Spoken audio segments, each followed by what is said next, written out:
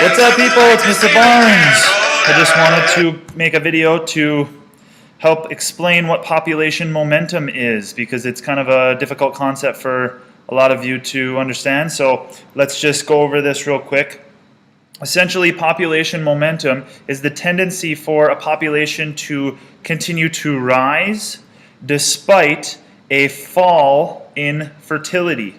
So even if you curb fertility overnight, so even if fertility drops below the replacement rate of 2.1 children per woman, basically one child to take the place for the parents that will pass away, even if you drop fertility below 2.1 children per female, the population will continue to rise because of population momentum.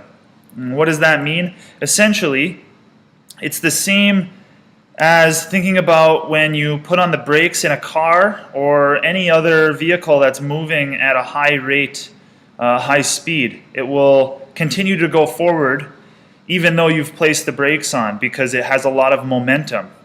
With populations, okay, because you still have quite a few people in the pre-childbearing, that's 0 to 14 years of age, and the childbearing years, 15 to 45,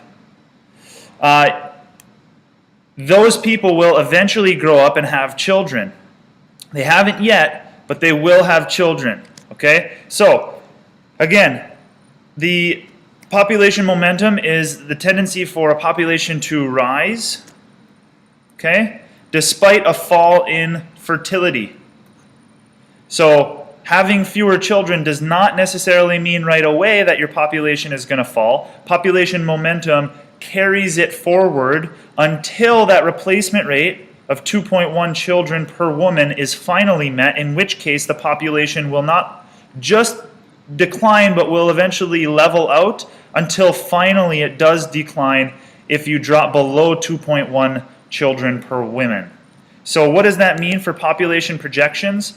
Well, when we're talking about population projections, we're essentially talking about a prediction of future populations. If you notice here, this is where we are, 2013, and all of this is simply just projections. And so they don't know exactly if it's going to be this line, or this line. So this is the United Nations or the Population Reference Bureau trying to predict what future populations are going to be like. Essentially, they have to take population momentum into consideration, and in that case, all three scenarios has population rising even past 2020. And again, that's because of population momentum and global fertility rates being above 2.1 children per woman.